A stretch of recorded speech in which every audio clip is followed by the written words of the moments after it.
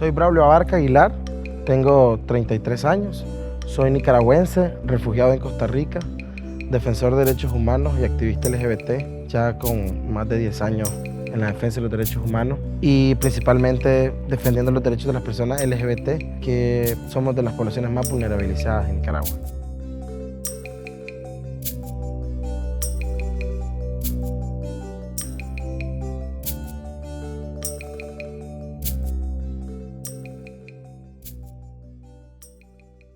Desde que estaba en secundaria yo comencé a sentir bullying por el hecho de ser gay, por el hecho de tener y pertenecer a la comunidad LGBT.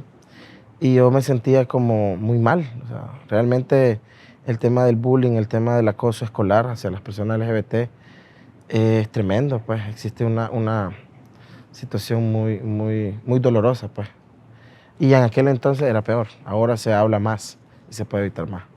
Entonces desde ahí yo comencé a ver que tenía un compromiso con el tema de defender los derechos humanos. Sin saber que se llamaban derechos humanos en aquel entonces probablemente, pero sabía que había una injusticia, que había algo que estaba mal. Entonces todo esto me llevó a decidir estudiar una carrera que pudiera hacer algo por la gente. Entonces al final estudié Derecho en la UCA y en diciembre de 2011 se hace la convocatoria para el siguiente año para las prácticas fuera del bufete jurídico de la UCA y yo me inscribí en el Centro Nicaragüense de Derechos Humanos, CENIT.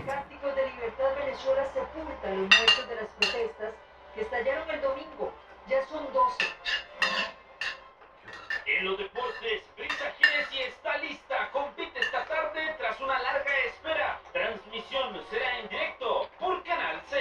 Cuando llegué al CENIT, estaba dos colegas adicionalmente conmigo y Gonzalo Carrión, que estaba en ese momento dirigiendo el área jurídica, nos preguntó qué son los derechos humanos. Y cada uno de nosotros le dimos una respuesta académica, pensando en una respuesta que quizás estaba en algún convenio internacional, ¿no? Y al final nos dicen, no, para las personas, ¿qué son los derechos humanos? Entonces ahí fue que él dice, para la gente, el CENIT son los derechos humanos, porque las personas en aquel entonces quizás no estaban tan empoderadas con el tema de derechos humanos. Así que eso me permitió a mí como tener mayor acercamiento a las víctimas, poder conocer a las víctimas, a las personas con las que trabajábamos. Y eso fue lo que me hizo llevar, creo yo, la parte académica de los derechos humanos a la defensa en la calle, a la defensa del día con día de las personas que son víctimas de violaciones de derechos humanos, de abusos de poder, de injusticias. Entonces, creo que salir a defender derechos humanos a las calles no es solamente ir a las manifestaciones, que es una gran parte también, ¿verdad? Sino también el tema de acompañar a las víctimas, de escuchar a las personas, de poder sentarte un momento y decirle, aquí estoy.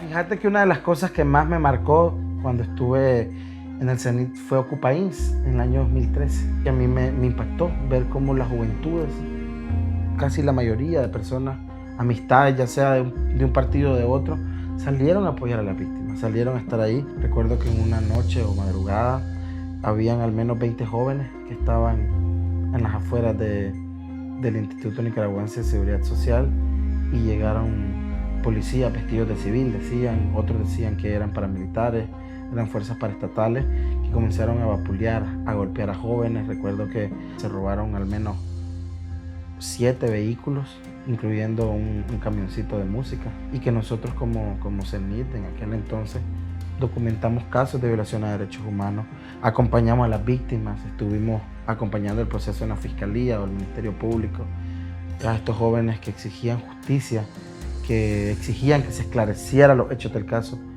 y recuerdo que nunca se logró. Eso aún continúa en impunidad. Además de eso fue una etapa muy cruel porque era la primera vez que la dictadura atacaba de una forma violenta, sin misericordia, públicamente. Recuerdo que aquel 18 de abril de 2018 se sentía un aire como como lúgubre y sentía que algo iba a pasar. Principalmente yo me acuerdo que yo estaba en la zona de Camino de Oriente, ya eso de las 4 o 5 de la tarde, y yo miré un mar de gente que venía siendo perseguida por la policía y que casi que los encerraron en la zona de la rotonda Jean Paul Jenny, en carretera Masaya. Pero yo me salvé de poquito. Me salvé porque realmente yo me hice al otro lado de la calle. Yo no entré en esa oleada de personas, ¿no?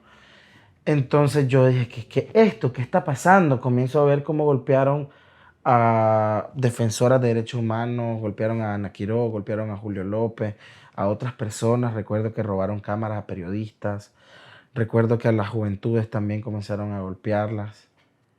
Y con personas con camisa del Frente Sandinista de Liberación Nacional, donde decían queremos la paz, o algo tenía que ver. La cuestión es que realmente eso a mí me impactó.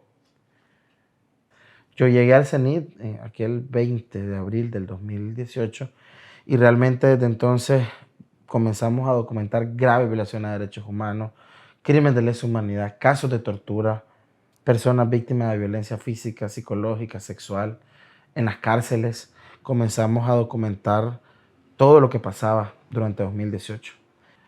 Yo tengo como un cerebro que lo que vos le decís lo imagina. Entonces yo solo me imaginaba el horror que la gente vivió, que la gente pasó. Entonces yo cerraba mis ojos y solo me imaginaba aquellas escenas tenebrosas, llenas de dolor, angustia y sufrimiento. Todo eso que te narré me hizo salir de Nicaragua. Todas estas situaciones de acompañar a las víctimas, de denunciar públicamente en medios de comunicación, en instituciones públicas, acompañando a las víctimas a donde fuera, me visibilizó mucho y me hizo un blanco fácil del Estado. Se van para siempre, se van y no vuelvan. Se van a la mierda ya. Cada noche para poder huir. Salen por esa puerta que hay atrás. Ay, perdón, no hay final.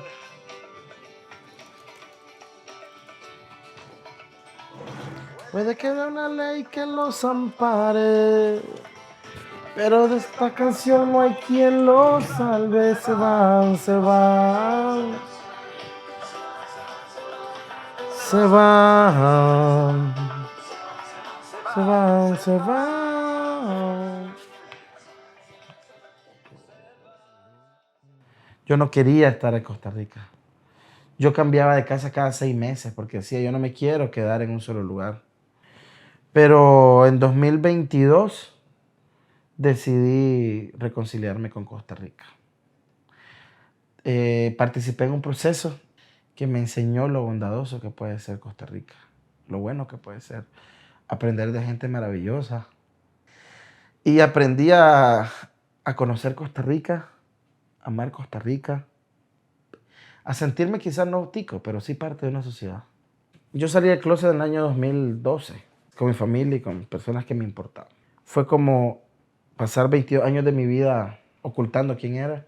Y hasta ahora aquí en Costa Rica estoy recuperando, hace un par de años, el tema de sentirme orgulloso de ser quien soy también. De poder decir, yo también tengo derechos como persona LGBT.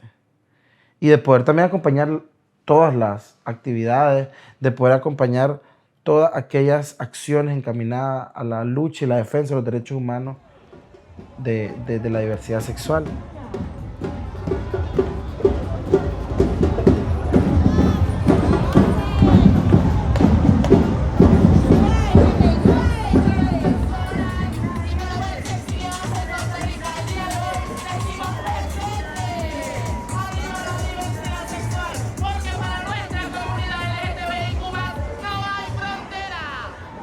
Déjame decirte que después de muchos años de no ir a una marcha, volví a Costa Rica a marchar y reconectarme con la gente, incluso exiliada nicaragüense, que estamos aquí en la comunidad, que de repente mirar que hay nuevos liderazgos que ya no conocí. ¡Wow! Cómo ha crecido la comunidad, cómo han crecido los liderazgos y cómo ahora vemos las nuevas generaciones que ya comienzan a alzar su voz. Uno se impresiona porque en aquel entonces, en mis inicios, no fue tan posible. ahora poder reconectarme con la lucha LGBT ha sido un orgullo, un placer y algo que quiero continuar haciendo. Alzando la voz cuando hay violaciones de las personas LGBT, no solamente en Costa Rica, sino a nivel mundial. Si se meten con uno, no, se meten con todas y todas.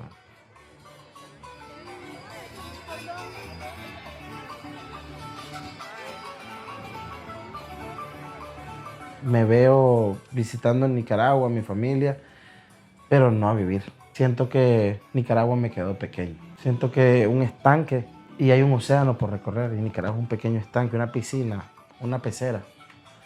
Y el mundo es gigante. No me puedo quedar en un pañuelo.